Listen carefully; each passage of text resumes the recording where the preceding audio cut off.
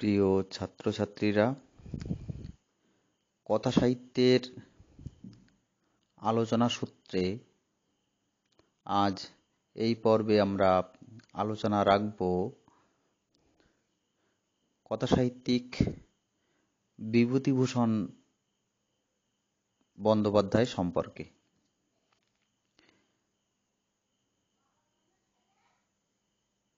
তো এই বিভূতিভূষণের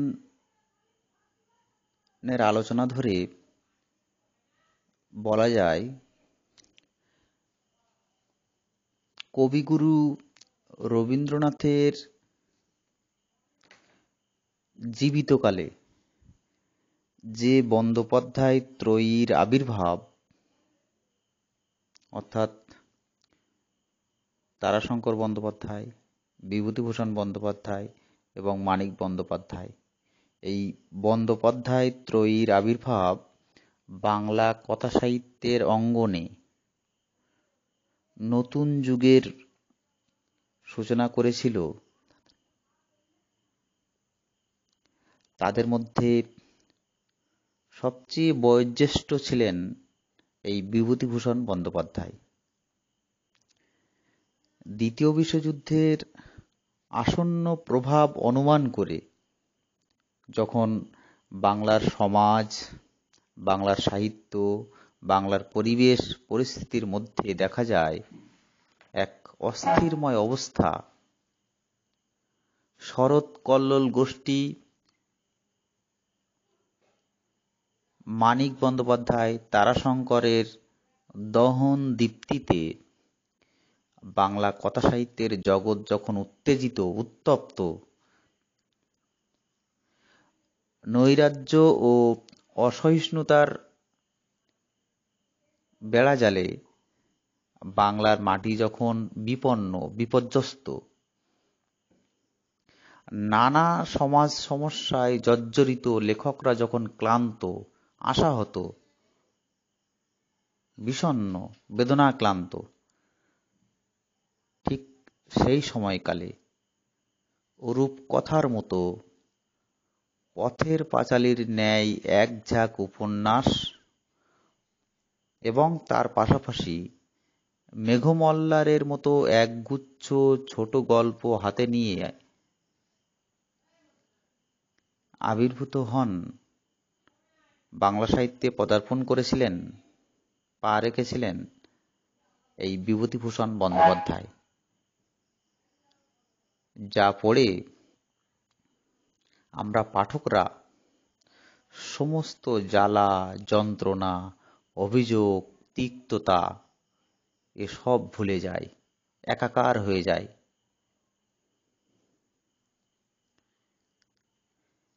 বিভূতিভূষণ বন্দ্যোপাধ্যায় শরৎচন্দ্রের পরবর্তী বাংলা উপন্যাস সাহিত্যের একটা উজ্জ্বল নক্ষত্র বলা যায়। তার আগে বলবো, কথাসাহিত্যিক বিভূতিভূষণ সম্পর্কে আলোচনার এই পর্বে আমরা দুটি পর্বে বিভূতিভূষণ বন্দ্যোপাধ্যায়কে আলোচনা করব। প্রথম পর্বে থাকবে বিভূতিভূষণের উপন্যাস সম্পর্কে আলোচনা এবং শেষের দিকে থাকবে বিভূতিভূষণ বন্দ্যোপাধ্যায়ের ছোট গল্প নিয়ে আলোচনা। তো প্রথমেই তার উপন্যাস সম্পর্কে আলোচনা করব। তার উল্লেখযোগ্য উপন্যাসগুলি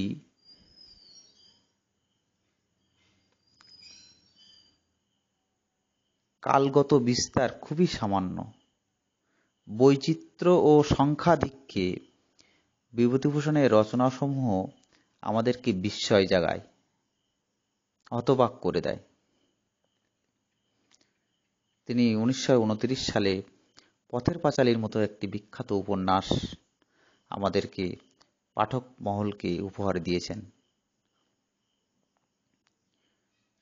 ঠিক তার পূর্বে 1932 সালে অপরাজিতা নামে একটি উপন্যাস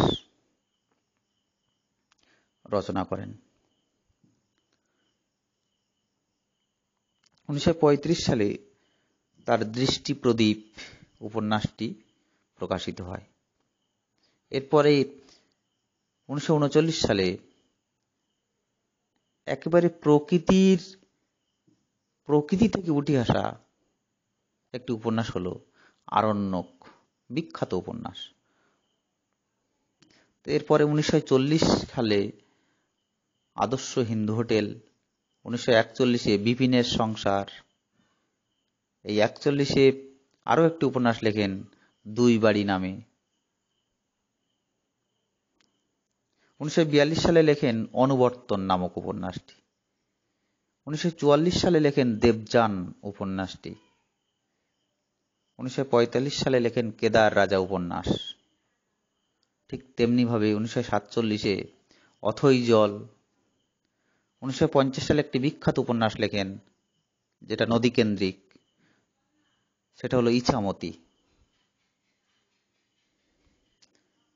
এরপরে 1952 সালে এসে লেখেন দম্পতি, এবং শেষের দিকে 1959 সালে এসে লেখেন অশনি সংকেত নামক একটি বিখ্যাত উপন্যাস। এই অশনি সংকেত উপন্যাসটি তোমরা 6th সেমিস্টারে গিয়ে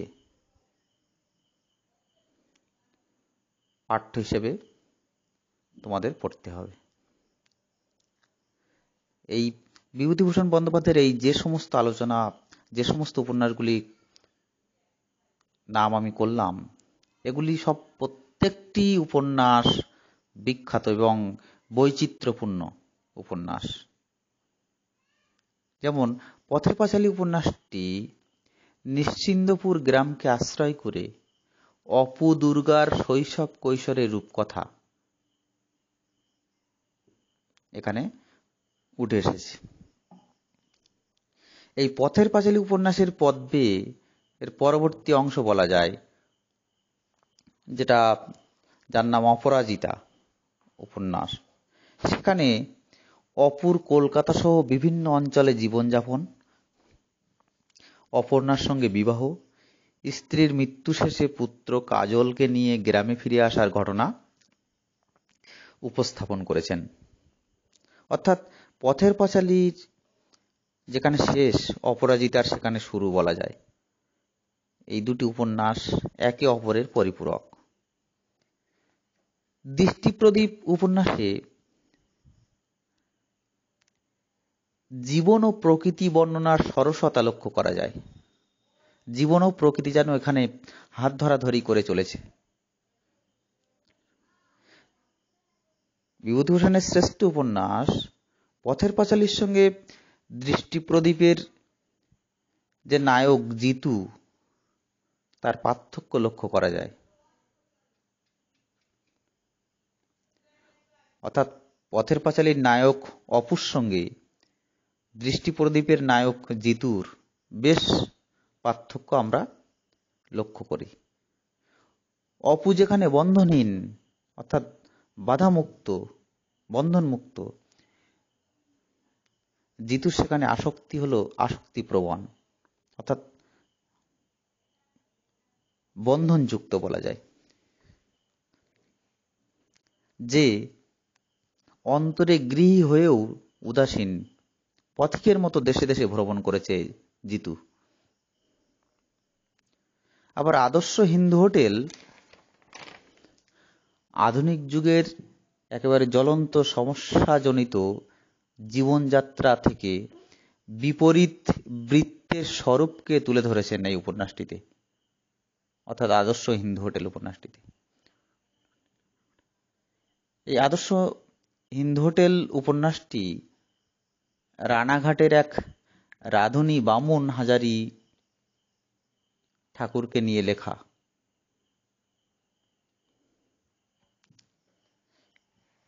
এরপর বিপিনের সংসার উপন্যাসে এসে বিভূতিভূষণ পুরাতন জীবনের সঙ্গে সম্পর্ক ছিন্ন না করেও এক মনোরাজ্য নির্মাণ করেছেন, যেখানে বিপিনের জীবনে মানি ও শান্তি নামে দুই রমণীর প্রভাব উপন্যাসটিতে চিত্রিত হয়েছে। অর্থাৎ মানি ও শান্তি নামে দুই নারী চরিত্রের মাঝে নায়ক বিপিনের জীবনের টানাপোড়েন,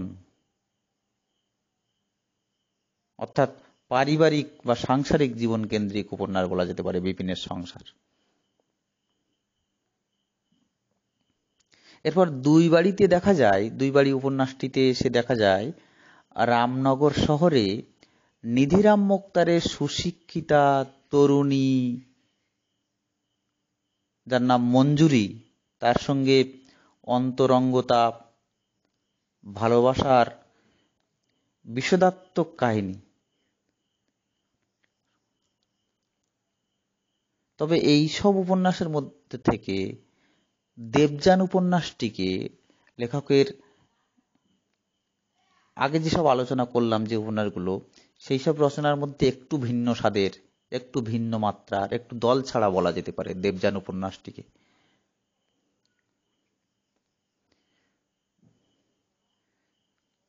অন্যদিকে অনুবর্তন উপন্যাসটি শিক্ষক সমাজের জীবন চর্চার কাহিনী, অর্থাৎ শিক্ষক জীবনের কথাই অনুবর্তন উপন্যাসটিতে উঠে এসেছে। আমরা যদি লেখকের জীবনের দিকে একটু ফিরে তাকাই তাহলে বুঝতে সুবিধা হবে আমাদের যে বিভূতিভূষণ বন্দ্যোপাধ্যায় নিজে একজন শিক্ষক ছিলেন, আর এই শিক্ষক ছিলেন বলেই তার শিক্ষক জীবনের অভিজ্ঞতায় ভরা এই অনুবর্তন উপন্যাসটি শিক্ষকদের সামাজিক অবস্থান ও তাদের অর্থনৈতিক পরিস্থিতিকে অনেকটা রিপোর্টারের মতো রূপ দিয়েছেন লেখক, সাংবাদিকের মতো উপস্থাপন করেছেন শিক্ষকদের জীবনকে।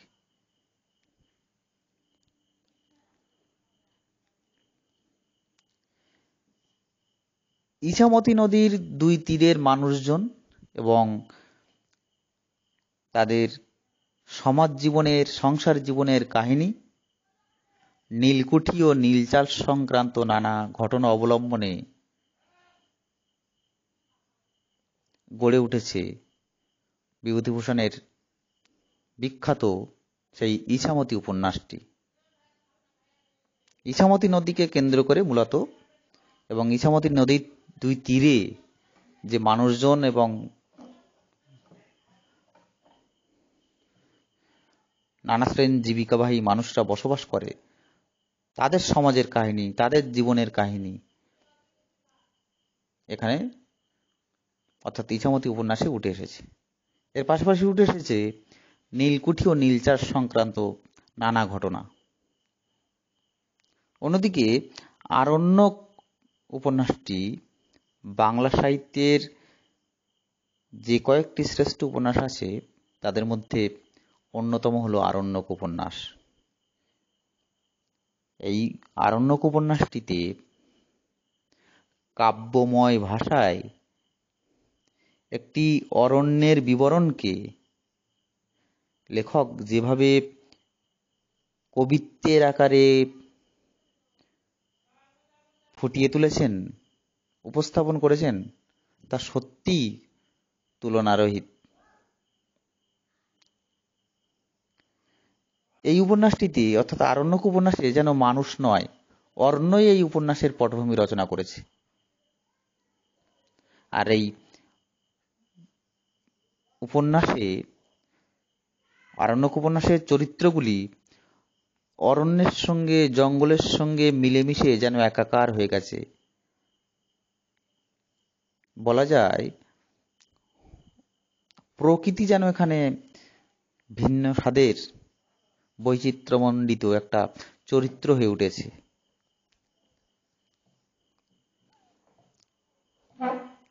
দ্বিতীয় বিশ্বযুদ্ধের প্রভাবে যে ভয়াবহ দুর্ভিক্ষ দেখা দেয়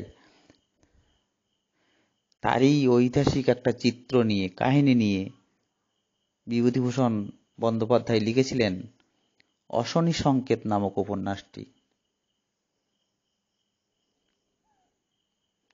অনেকটা ঐতিহাসিক চিত্র, ঐতিহাসিক কাহিনী, ঘটনা এই অশনি সংকেত উপন্যাসে জায়গা করে নিয়েছে।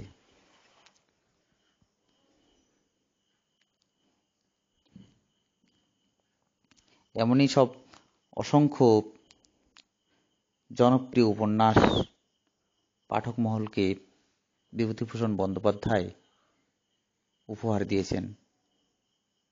তার এই উপন্যাসগুলি বাংলা সাহিত্যের সম্পদ বিশেষ। নানা দিক থেকে উপন্যাসগুলি গুরুত্ব রয়েছে বাংলা সাহিত্যের ইতিহাসে।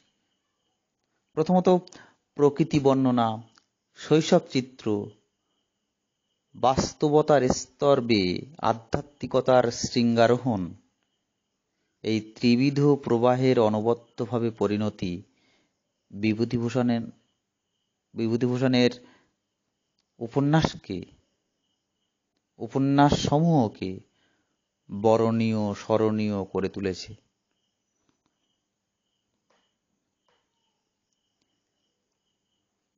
তার উপন্যাসগুলির মধ্যে যে বৈশিষ্ট্যটি সবার আগে উঠে আসে, বিভূতিভূষণের উপন্যাসের নাম করলে যে বৈশিষ্ট্যটি প্রথমেই আমাদের মনের মাঝে এক বাক্যে, এক স্মরণে উকি দেয়, সেটা হলো প্রকৃতি প্রীতি। প্রকৃতির প্রতি টান বিভূতিভূষণের উপন্যাসগুলির মধ্যে যেন যত্রতত্র ছড়িয়ে আছে। তাই বিভূতিভূষণের উপন্যাসের নাম করলে প্রথমেই যেটা আমাদের মনে আসে সেটা হলো প্রকৃতি প্রীতি, প্রকৃতির প্রতি টান।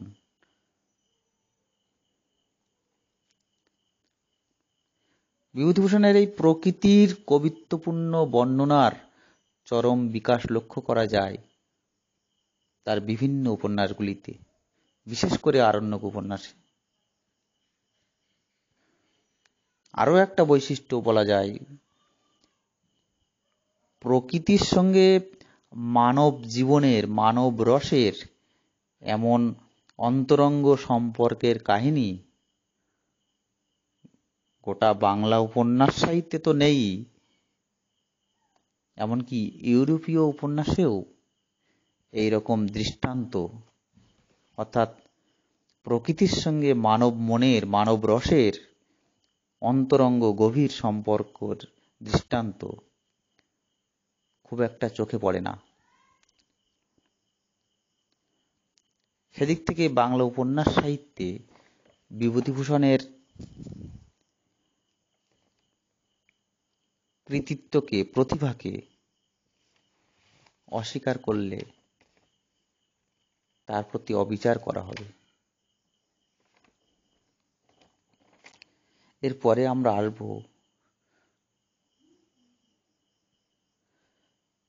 বাংলা ছোট গল্পের ধারায় বিভূতিভূষণ বন্দ্যোপাধ্যায় সম্পর্কে আলোচনায়।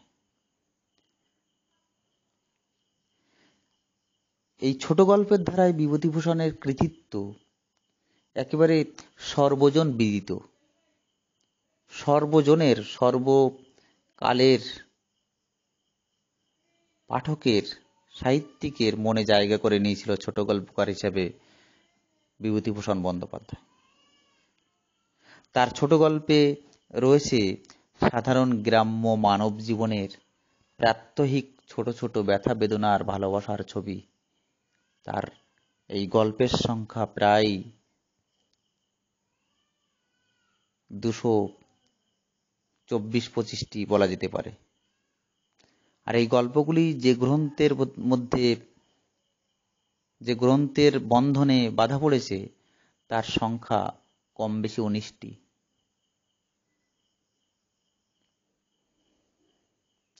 তার গল্পগুলি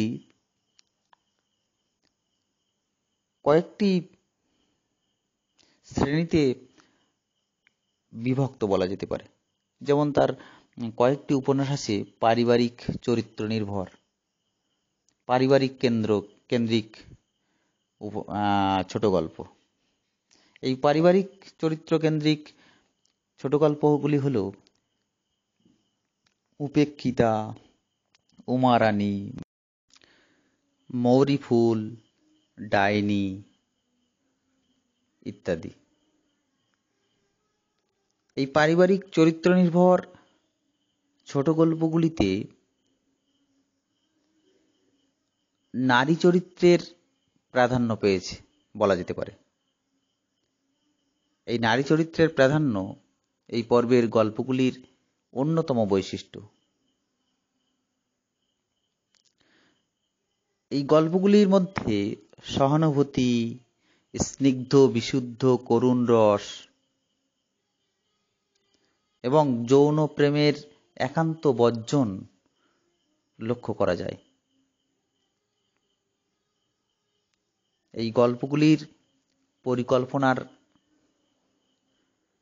মৌলিকতা তেমন চোখে পড়ে না, তবে গল্পগুলির ভাবের ঐকান্তিকতা এবং করুণ রসের গভীরতা এই পর্বের গল্পগুলির প্রধান গুণ, বৈশিষ্ট্য, লক্ষণ বলা যেতে পারে।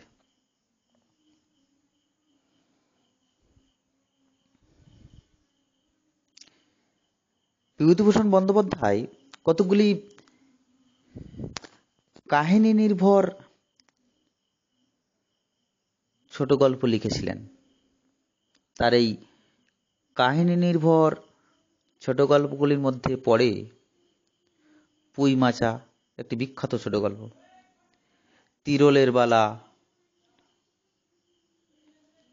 বিপদ, খুকির কাণ্ড, বাক্সবদল, এগুলি সব মূলত কাহিনী নির্ভর গল্প।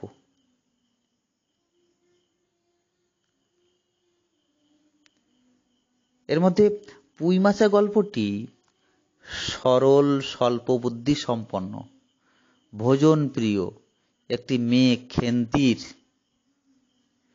পুঁই শাক খাওয়ার, পুঁই ডাঁটা খাওয়ার সামান্য বাসনার স্মৃতি বেদনার, অর্থাৎ পুঁই ডাঁটা খাওয়ার লোভ বা সামান্য বাসনার স্মৃতি বেদনার কান্নার কালিতে লেখা বলা যেতে পারে। আর তিরলের বালা গল্পটি, এই গল্পটিতে এক উন্মাদগ্রস্ত সুন্দরী তরুণী কেমন করে পাগলামির ঝোঁকে তার দাদাকে খুন করে বসে, তিরলের বালা গল্পে তা অতি দক্ষতার সঙ্গে উপস্থাপন করেছেন বিভূতিভূষণ বন্দ্যোপাধ্যায়।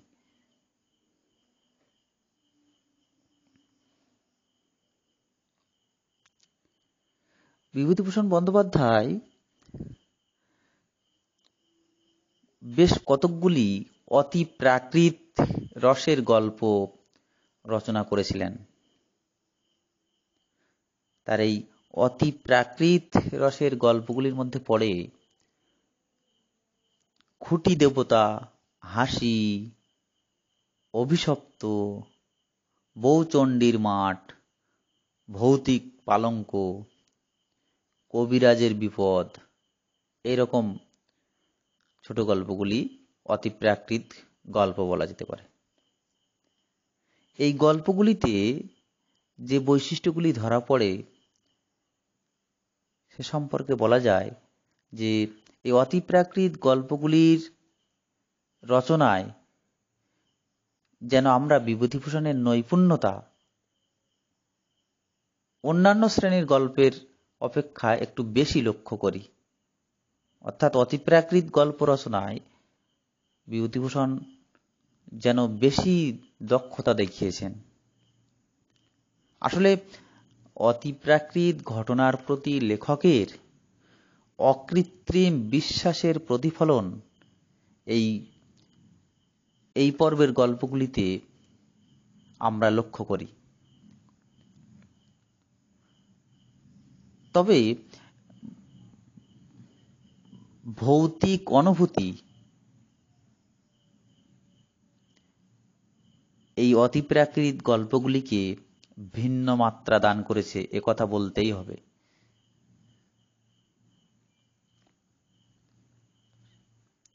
এই গল্পগুলিতে অলৌকিক রসের বা অলৌকিকতা বেশ গুরুত্ব পেয়েছে বলা যেতে পারে।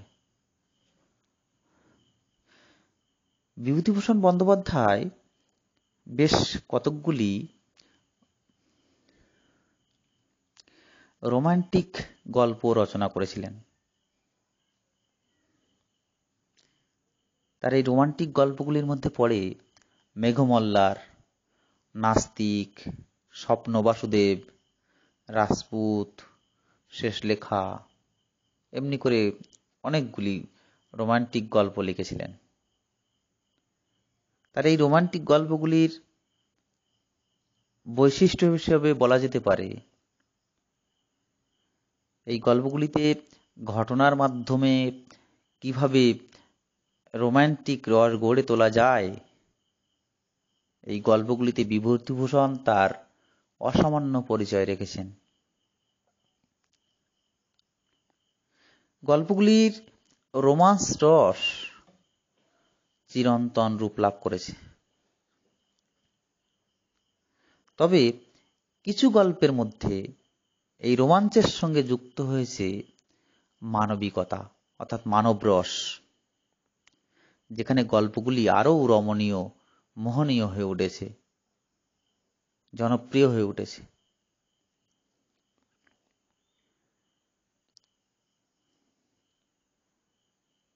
বিভূতিভূষণ বন্দ্যোপাধ্যায় জলছত্র, আহ্বান, নদীর ধারে বাড়ি, এরকম কতকগুলি ক্ষণোদ্ভাসমূলক গল্প লিখেছিলেন।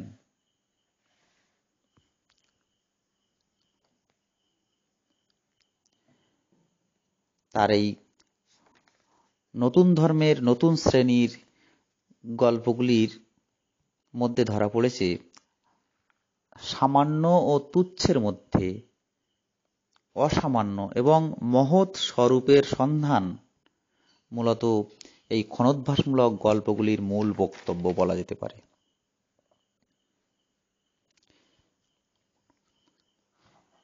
এই নতুন শ্রেণীর গল্পগুলি পাঠক, শ্রোতা, জাতি, ধর্ম, বর্ণ নির্বিশেষে সকল শ্রেণীর মানুষকে অসাম্প্রদায়িক চেতনায়, স্নেহে সিক্ত করে।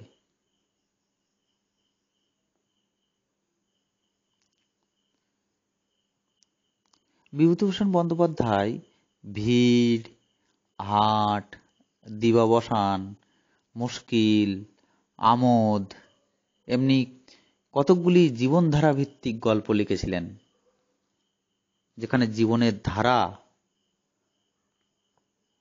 প্রধান বৈশিষ্ট্য হয়ে উঠেছে। এই গল্পগুলির ভিতর দিয়ে লেখক জীবনের গভীর তলদেশে ডুব দিয়ে জীবনের মহার্ঘ রত্ন আবিষ্কার করে আমাদের দেখিয়ে দিয়েছেন। এই গল্পগুলিতে কাহিনীর তত ঘনঘটা নেই, বাড়বাড়ন্ত নেই, তবে আছে সুনির্দিষ্ট শিল্পরূপ এবং আদি মধ্য অন্ত বিশিষ্ট সুপরিকল্পিত রসপরিণতি, যা গল্পগুলিকে আলাদা প্রাণ দিয়েছে, জীবন্ত করে তুলেছে। বিভূতিভূষণ বন্দ্যোপাধ্যায়ের ছোট গল্পগুলি বাংলা সাহিত্যে বেশ গুরুত্ব বহন করে চলেছে। তার এই ছোট গল্পের জগতে আছে অতীত প্রেম, প্রকৃতি প্রেম, আধ্যাত্ম অনুভূতি, মানব প্রেম প্রভৃতি উপাদান, প্রভৃতি বৈশিষ্ট্য বিভূতিভূষণের ছোট গল্পগুলির দেহে জড়িয়ে আছে।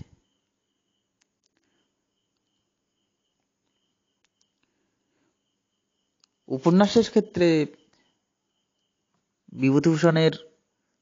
বিভূতিভূষণকে যেমন প্রকৃতি প্রেমী বলা হয়, ছোট গল্পের ক্ষেত্রেও প্রকৃতি প্রেমী কথাশিল্পী বলা হয় বিভূতিভূষণ বন্দ্যোপাধ্যায়কে। এই প্রকৃতি প্রেম রোম্যান্টিক বিভূতিভূষণকে করে তুলেছে চরম আধ্যাত্মিক, যা তার এই গল্পগুলির মধ্যে বৈশিষ্ট্য আকারে নিহিত আছে।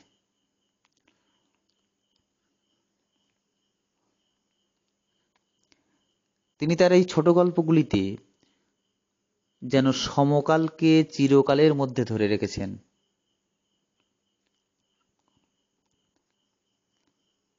বিভূতিভূষণের এই প্রসাদ গুণ ও কাব্যধর্মিতাকে, বা এই উভয় বৈশিষ্ট্য সমন্বিত ছোট গল্পগুলিকে আমরা যেন সহজে ভুলতে পারি না। আরও একটা বৈশিষ্ট্য না বললেই নয়, যে প্রকৃতির শোভা বর্ণনায়, প্রকৃতির অপূর্ব শোভা বর্ণনায় বিভূতিভূষণের গল্পে আছে গীতিকাব্যিক মাধুর্য।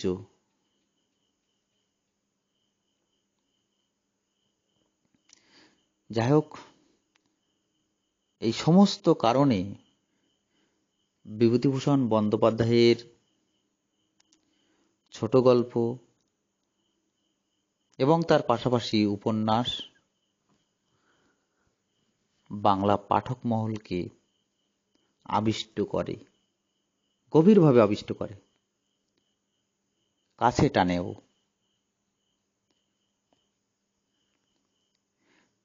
আসলে বিভূতিভূষণ বন্দ্যোপাধ্যায় শুধুমাত্র মাটি ও মানুষের শিল্পী নয়, আকাশ ভরা আনন্দলোক ও ঐশী মহিমার রূপকার বলা যায়। এক কথায় মানুষ, প্রকৃতি, ঈশ্বর, এই তিনে মিলে যেন গড়ে উঠেছে বিভূতিভূষণ বন্দ্যোপাধ্যায়ের সাহিত্যলোক। যে সাহিত্যলোকের কেন্দ্রবিন্দুতে আছে উপন্যাস এবং ছোট গল্প। আর এই উপন্যাস আর ছোট গল্পকে নিয়েই